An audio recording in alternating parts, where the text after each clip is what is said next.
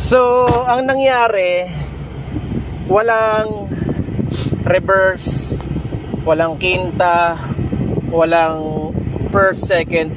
Tumirik yung asawa ko. I mean, hindi niya na maabante. Namamatayan. So, third and fourth lang yung meron. So, ang ginawa ko, syempre, kala ko clutch yung problema eh. Yun pala, hindi. Okay, ito pala ang problema. Malambot.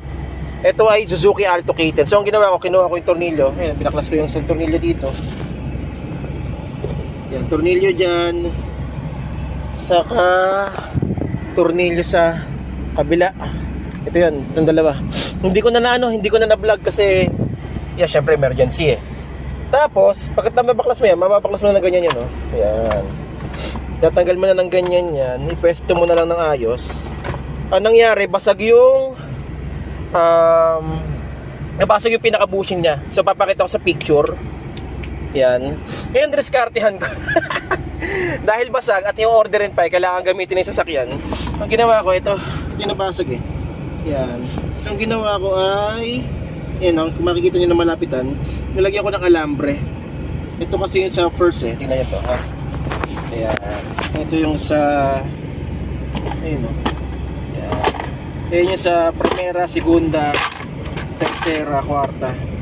Primera, segunda, tas quinta, reverse ito. Ayan. Ayan. So ito nilagyan ko ng alambre. Tapos kasi natatakot ako baka bumitaw. Ayan.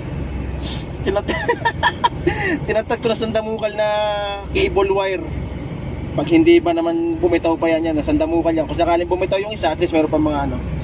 Ganyan muna, pansamantala, hanggat di pa dumarating yung in-order ko. Pag dumating na in-order ko, saan ko babaklasin yan?